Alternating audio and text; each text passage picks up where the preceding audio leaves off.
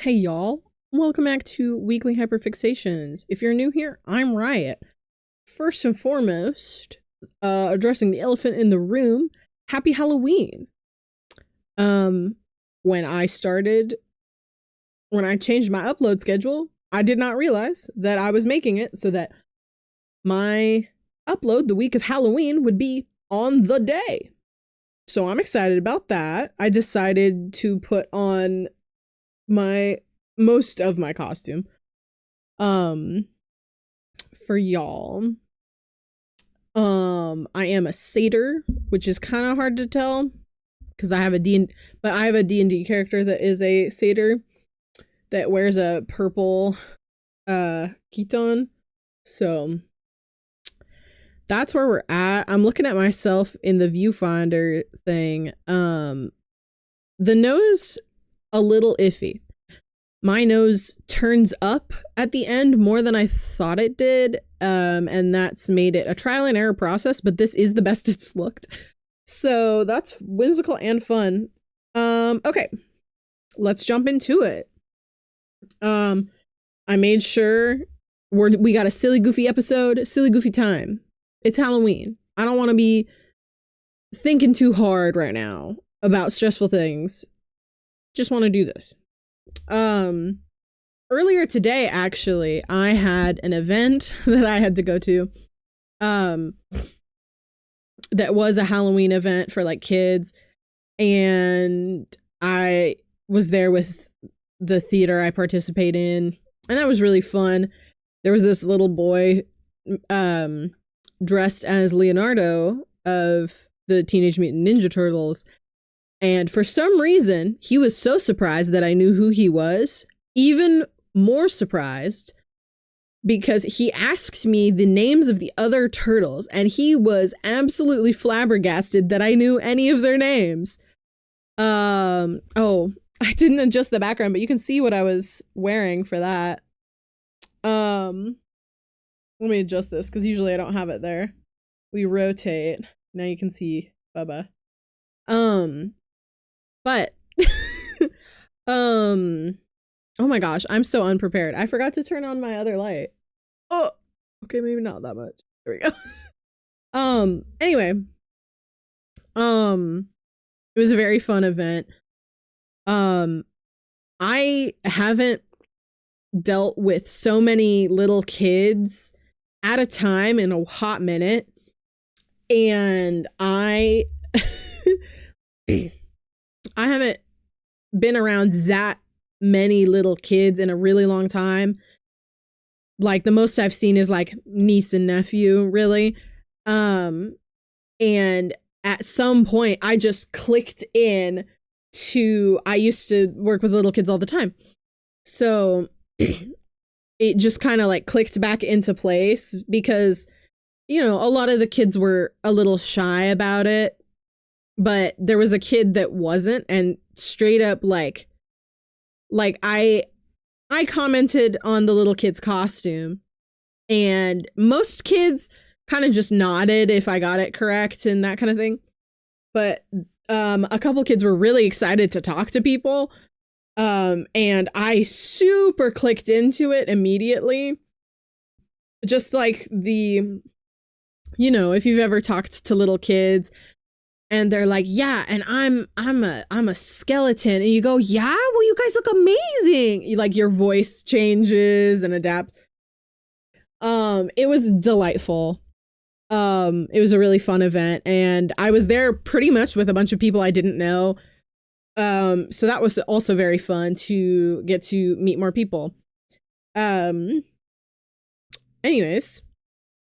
some interesting things this week, mostly video game focused. I'll be honest, video games and Critical Role, because you know I'm going to talk about Critical Role.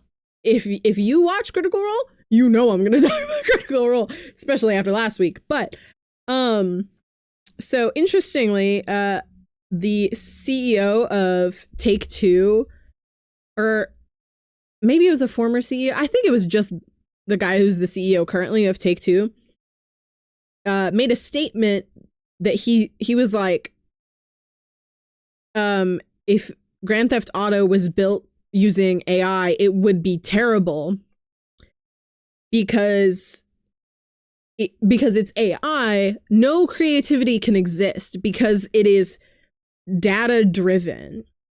And that really sums up a huge amount of the argument with AI is that no, it can't do something creative without taking from something else, which means it's data driven. It's not going to think of new things. It's going to plagiarize, basically. Also, I'm trying to remember what media it was, but something, I think it might have been, I think it was George R.R. Martin, author of Game of Thrones. I think it was him, won a lawsuit against OpenAI about plagiarism because they tried to, OpenAI tried to get the judge to dismiss the case. And the notion of dismissing the case was dismissed. As in, they said, no, you are doing that. You can't just pretend like this isn't happening, basically. So that was good. So 2 wins in that department. We've had an update from Ben Cohen, who I talked about a couple weeks back, I think. But Ben Cohen is the co-founder of Ben & Jerry's, who pulled out of the company. And he has elaborated and said that Unilever, which is the parent company of Ben & Jerry's, refused and blocked at every, little checkpoint. They had posited a watermelon sorbet flavor that was to be in direct, it was meant to show solidarity with Palestine. And the parent company kept blocking it. And that's part of why he left. And he is still making that flavor. I believe it is a watermelon sorbet that has some sort of chocolatey chunks in it, which sounds really interesting. But we've a little more context to that situation now. Just a smidge, but oh my goodness. Hold on. I apparently at some point spat on the paper. So a couple Minecraft updates actually, which is really interesting. And one of them I am going to have to explain because it's a side of Minecraft that isn't often talked about because it's not so much the game as the process of making it. So first of all, Minecraft is planning on changing how their code is made. Most game coding is obfuscated. Okay. And what that means is that parts of it are blocked out basically so you can't just copy paste the whole thing. But that also makes it more difficult. It creates a huge set of workarounds that people have to do in order to use mods with a game. And Minecraft is a very commonly modded game. So in this next update, which I believe, what was it called? It was something about mounts. It was a cute, oh my gosh, why is my sound on Minecraft? Just take me to Minecraft. Just take me there. It's fine. Do they have a news tab? Yes, they do. Just news. I guess newest news. Mounts of Mayhem. That's the name of the update. There's a lot of new things coming to that. Including zombified camels and a new desert skeleton mob that doesn't die when it becomes daytime, things like that. But in this update, they're also going to change their code so it is non-obfuscated, which means it'll be extremely easy to mod, to make mods for the game. Now, they have said that they acknowledge that a lot of people who do mod the game are used to using anyone who mods has a certain software they do it with.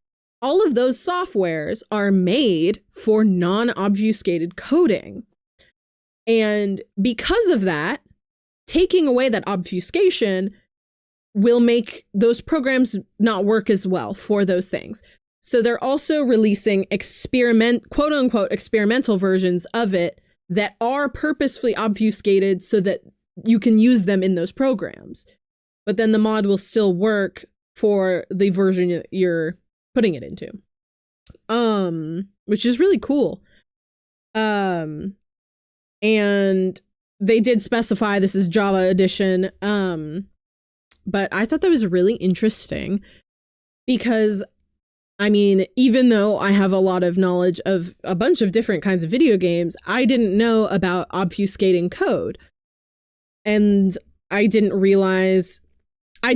further think on if your game has been obfuscated, has had obfuscated code this whole time, what happens to the modding community if you change that all of a sudden. Sorry, there's a siren going on. I just thought that was really cool. It is so hard not to itch my nose right now. And there's so much on my nose right now. Like, you can kind of see in my nose, but I tried to get it as good as I could with that. But yeah, let me see here. Hold on. All right, my apologies. Anyways,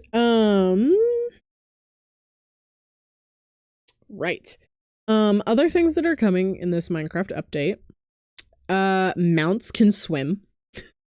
Massive even. So I immediately thought of this one time where I was playing this game with a bunch of friends and I was out exploring and I found horses. And, you know, I take a screenshot of the horses, send it to the Discord group of friends, and I'm like, hey, I found a bunch of horses. Who wants what? This is how many leads I have. And then I will bring them. So difficult to bring Minecraft horses over bodies of water. They are fixing that problem for me. Which is a huge relief because that was probably my least favorite part of exploring, because I do like exploring in Minecraft, but it's just a lot. You know what I mean? So I'm excited about that. It's also the update that's getting the Nautilus. I think I've mentioned that announcement. They're adding a Nautilus that you can ride underwater. And while you're riding it, you can breathe underwater. So large swaths of space are going to be so much easier to travel because it doesn't matter if it's water or if it's on land. You're going to have an animal that can do that for you, which is really nice. Especially, I'm assuming the Nautili have a similar system to horses where some of them are faster, some of them are tankier, that kind of thing.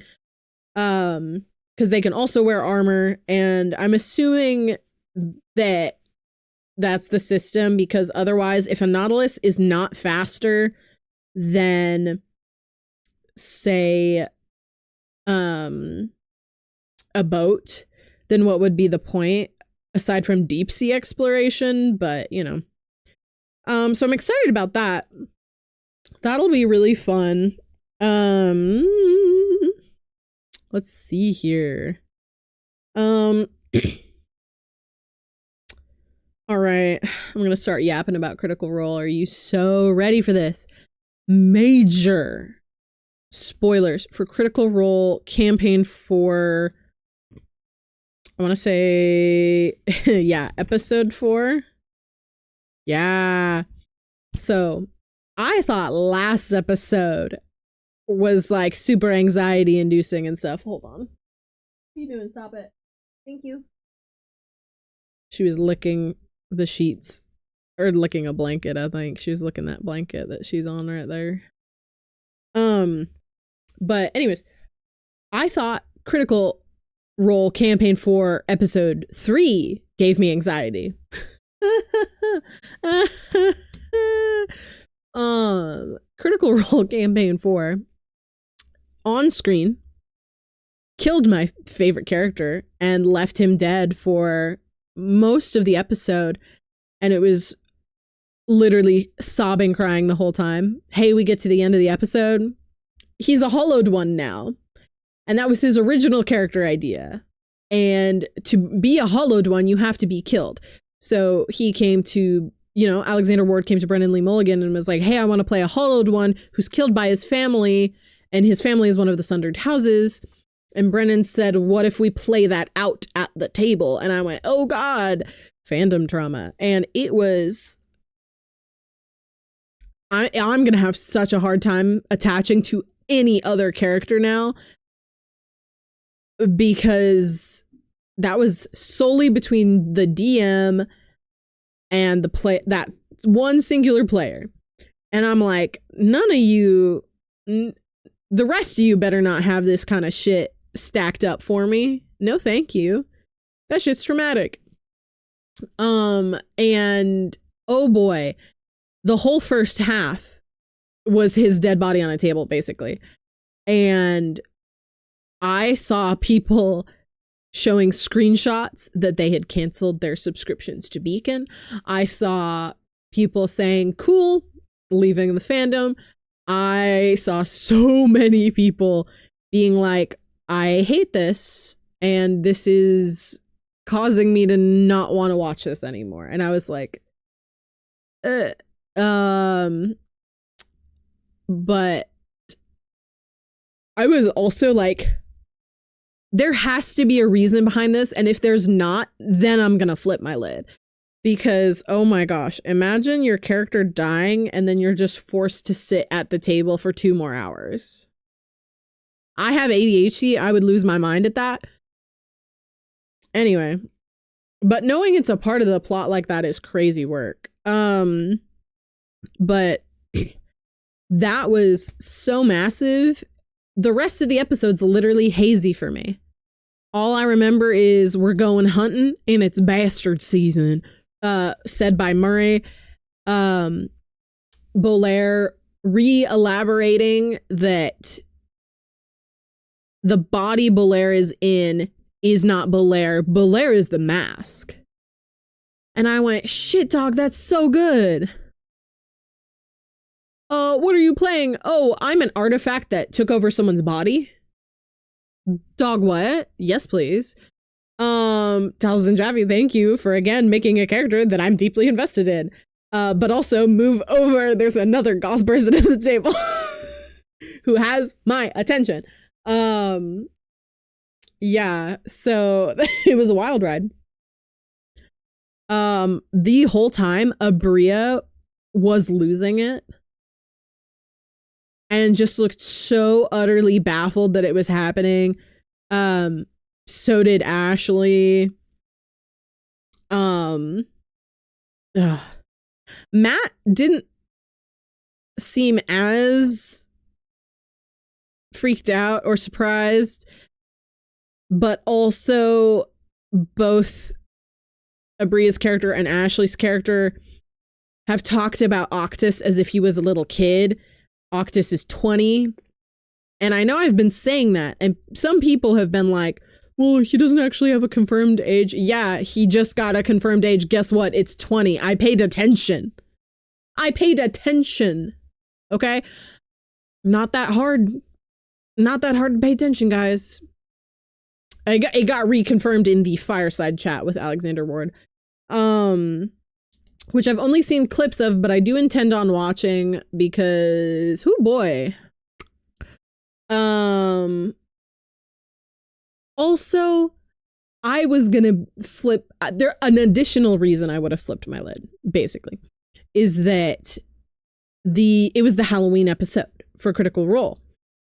So I just remembered that there's no regular Critical Role tomorrow. Cool. Anyways, I it was the Halloween episode, and the theme on the surface level looked like it was just like, oh, goth. And then my friend made the joke to me, what if it's oops, all Alex? Hey, that's exactly what it was. Alex was dressed like a crypto bro. And I was like, these clothes do not, he doesn't look like he's very, like, super comfortable in these clothes, because it's so, you know, so wildly, like, he had to buy clothes for this, you know? And I was like, if you made him sit through a Halloween episode in the most normie looking clothes you could possibly find, while everyone is dressed in the aesthetic that he likes, and then you kill his character and then nothing else happens, and then he has to switch characters, I would have flipped my lid so hard.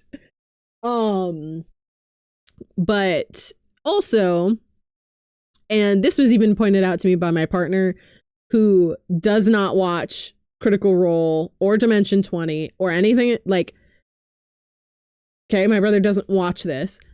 Even he was like, it doesn't make sense for Brennan to do that without there being a good reason. And I was like, it better be the best fucking reason of all. And it was. But I thought, ooh, man, it was a doozy. Twitter went crazy. Also, we had a big problem about spoilers for this week, that episode, because first of all, Twitter put it on the trending tab, and Twitter doesn't abide by the fandom rules. It just took what was trending and slapped it up top. So people got spoiled by opening the trending page of Twitter, even if they had the tag #CriticalRole spoilers blocked. And then someone in the community posted a really good cosplay of Octus. And it was on Thursday, but in the tweet, they said that they weren't able to watch the episode. And they jokingly were like, it's probably going to be a doozy for Octus. Every single comment was like strongly hinting that something bad happened to Octus. Like, guys, first of all, it's commonplace in this fandom that not everyone can watch the live recording on Thursdays. Some people have to wait until the VOD is distributed on Monday. So, guys, what? And then on top of that, you know, we had the Twitter trending page just, you know, bypassing everyone's safety precautions for themselves. And I'm just like I lost my marbles a little bit over that, because I was like, imagine being that unfair to someone in the same fandom as you. Literally could not be me. Literally could not be me. There's no reason to be mean to other people. There's no reason to be mean to other people. That all you're interacting with that person is a fictional media. No reason to be mean to that person. Oh my God. I got lost in the sauce there. I'm gonna move on to the pyramid, mainly because literally half of the pyramid is Critical Role related. So here we go. First up on the pyramid, we actually have Megan Thee Stallion. She's been on the pyramid many a time. This time it's for her song Lover Girl, which I do like Lover Girl. I was more interested in her little Cupid costume that she wore for the promotional material.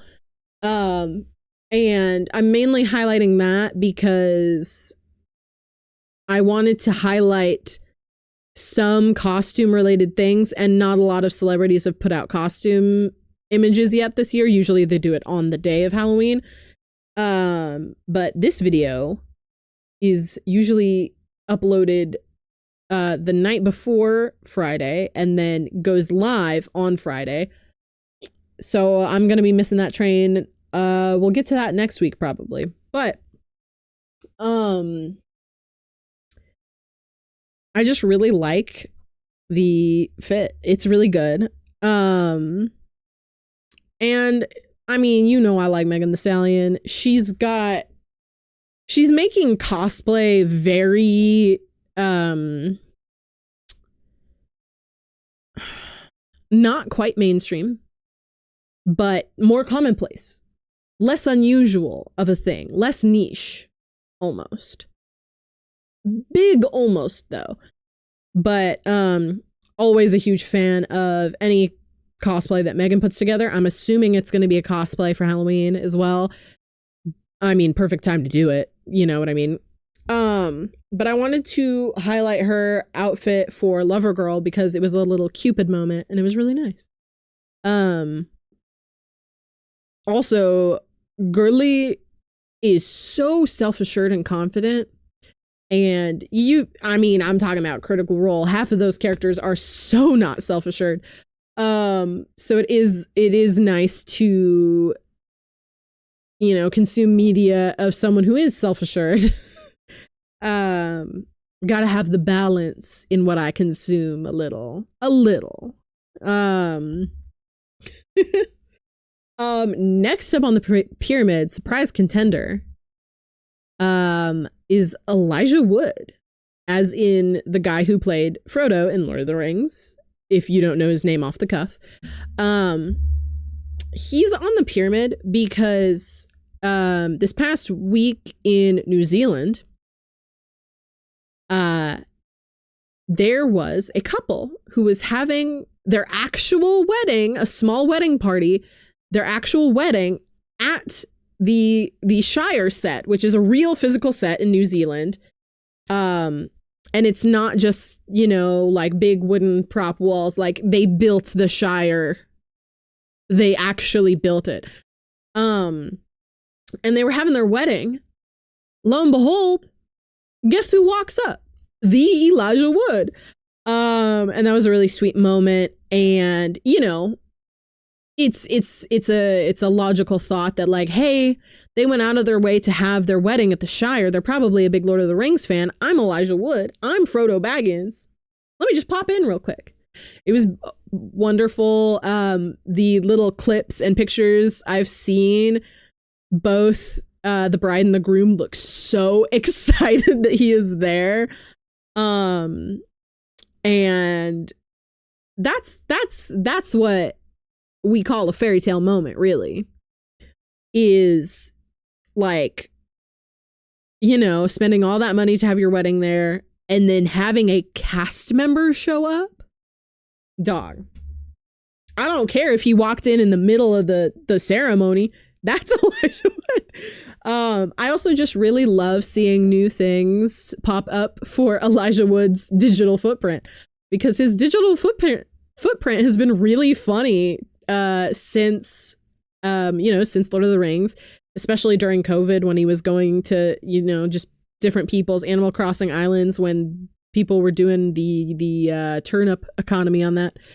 That was really funny. So I loved that. And that's why Elijah Wood's on the pyramid. Next up on the pyramid is the only celebrity costume post I have seen so far. And it's from former Try Guys member Eugene Lee Yang. He dressed as Genu. Immaculate. In fact, I showed the picture of him in the little pose, you know, to one of my housemates, and they said, I see this image. I say, put it over an image of the actual show and start turning down and start merging them. Same image. And I was like, absolutely, yes. It was beautiful. I couldn't tell with the like, excuse me, the demon marking makeup. Oh my gosh, my apologies. The demon marking makeup.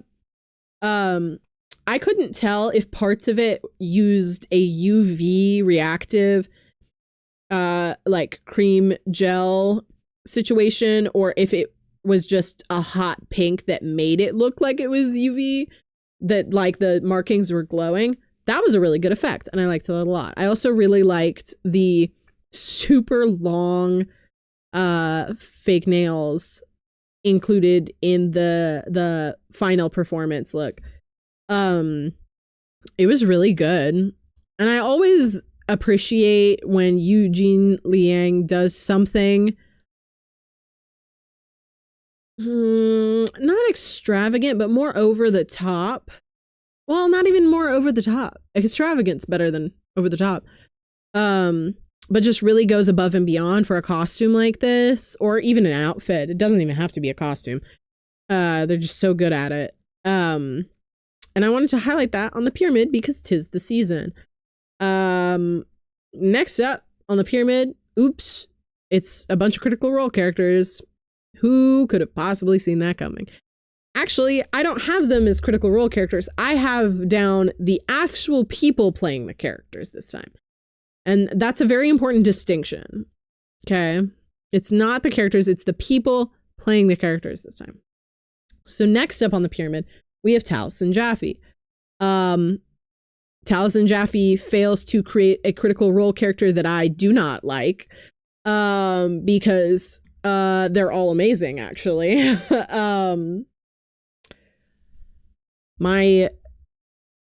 I was very attached to Molly Mock. We know how that went. But originally I was very attached to Percival.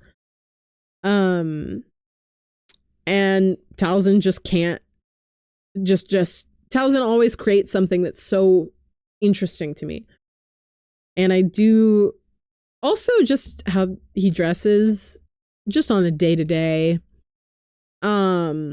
I aspire to be that interesting, basically. But I really like where Belair is going so far, and how Taliesin has crafted this character, and that it's Belair isn't the person, it's the mask that's stuck to him, and like just all of that is wonderful. And I really wanted to highlight that. Also, Taliesin in the Oops All Alex episode, Taliesin's outfit was just immaculate. We love when we see someone who enjoys someone who is goth get to lean into that more outright. An excuse to put in a full effort, because I know that those kinds of aesthetics are a lot of daily effort, and it's just a lot of work to put in. And listen, you don't always have time for that, and that's fine. So when you do get to see Taliesin lean into an aesthetic that he enjoys, it's really fun to see.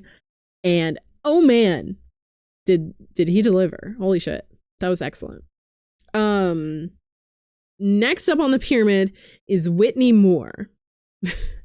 She plays Tyranny, who is my second favorite character in the campaign so far. Whitney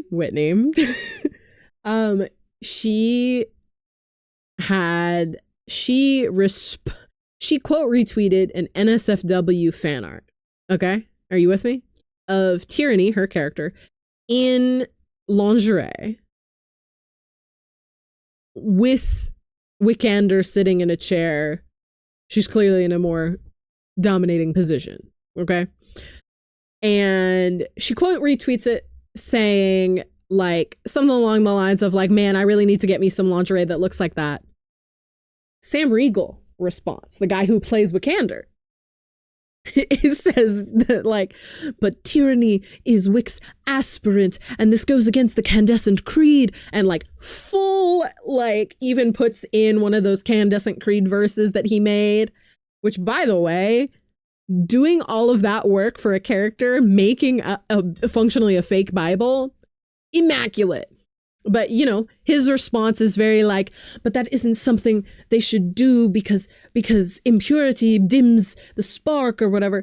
And like Whitney's response to Sam's tweet, and I'm going to read the image verbatim.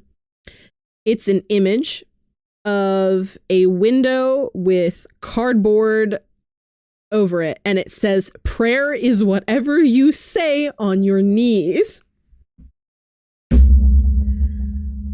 Listen, I know I just made a big metal sound come from the mic that you guys can hear, and I'm sorry, but oh my God, did you hear what I just said? Listen, and I jokingly said it this way to my housemates earlier, but I said, back in my day, you didn't even get fan interaction. And then even a little bit further, if you got fan interaction, it was pretty base level, pretty normal. She quote retweeted an NSFW fan art. It's been 4 episodes. I am living for the energy that Whitney is bringing to this table. And I'm almost ashamed that I haven't seen a single Critical Role one shot. I haven't seen a single miniseries. I've only seen main campaigns. And God, I'm wishing I hadn't, because there's, all of these people that I haven't seen them play the game before. And this is my introduction to them. And Whitney's easily the best vibe. That's not true. I love all their vibe. I love all of their vibes, but man, does Whitney's attitude about this campaign resonate with me. Because like, if you're the person playing that character and you go and you see something, like I picture her seeing that and going, first of all, I want that lingerie set. Second of all, I'm gonna publicly say that because I think Tierney would. She would. And yeah, absolutely. You know what I mean? I'm so excited to see someone at the table who brings that loud, brash energy in an unfettered way that's even more unfettered than Jester was. And Jester was a little bit off the rails, but could get herself to be within the rails. And it really feels like Whitney has flown off the handle, or sorry, Tyranny has flown off the handle, but there was no handle to begin with. You know what I mean?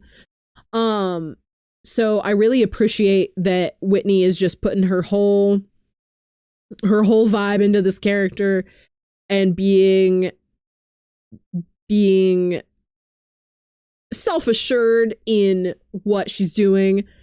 Also bonus points. I've heard that she's for the girls, gays, and theys. Which I don't like the phrasing I just used, and I am a they, them, so like, hello. But I don't know what else to say. Whitney's doing an excellent job, and I think she's really cool. Top of the pyramid. Who would have guessed? It's Alexander Ward. Dog built a character so good that I've already cried over this character. Okay? I don't think I cried over any death that any of the other characters experienced. I don't even think I cried over Molly Mock. So lo and behold, there's that. Second of all, Alexander kept it remarkably. He's a creature actor a lot of the time. Just any monster or ghoulie. He does a lot of creature acting. And so, first of all, Octus being a hollowed one makes more sense, actually. Because hollowed ones get that form of dread or whatever it's called that in Critical Role Campaign 3, Laudna is the same way and does that. And I'm really excited to hear him describe Octus using that, if he does use it. I'm excited to see what that would look like. I also really want to cosplay Octus with bird wings coming out of his chest, specifically. I saw someone draw you know, a graphic of like, I can still hear the falcons cry, and then a follow-up piece that had a nightingale in it. It was not a nightingale. It was like a magpie. Nightingales are brown. First of all. Sorry. But you know, it's, dude cooked so well that I can't process.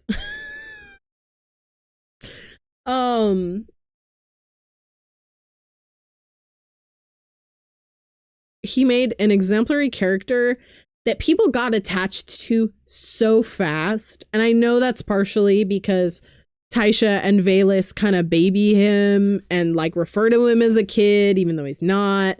He's just one of the younger people in the whole group. But like, I just can't comprehend. I can't wrap my head around that all of Octus that we have seen so far is not originally what Alexander had planned. You know, that's not what Alex had planned at the start. Alex wanted to start out the gate with already dead. Okay? And that was a doozy. That was a doozy, y'all. Holy shit. I can't wait to watch that fireside chat. I think I'm going to do that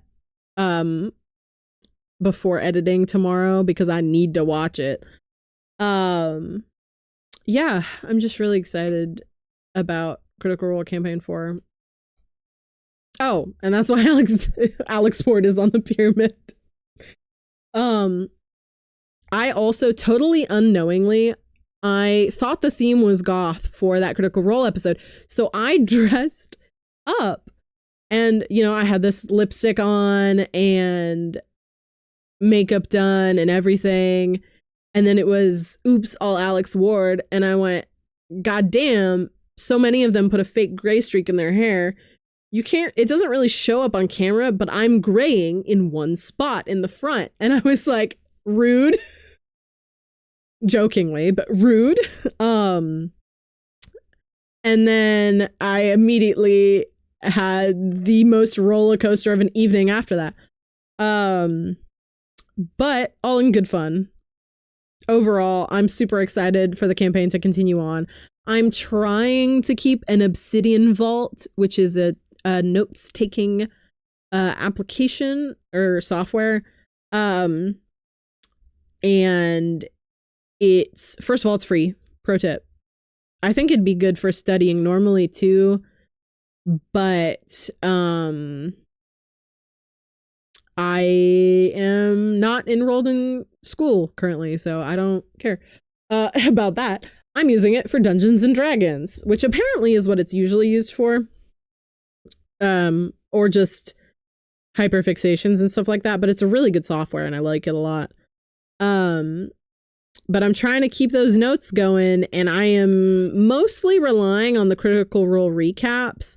And then also someone on AO3 is trying to write a full transcript, which is such an undertaking. Oh my God. I hope they continue it, but also if they don't have time for it, I really hope that they don't overload themselves with tasks. So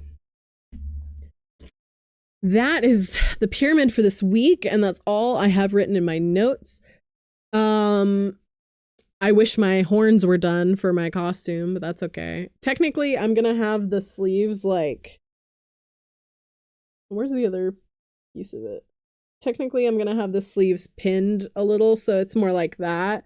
But that's because it's cold where I'm at, and I miss the South, where on Halloween this year it's expected to be 60 degrees, and I wish that was the case here, but it's not.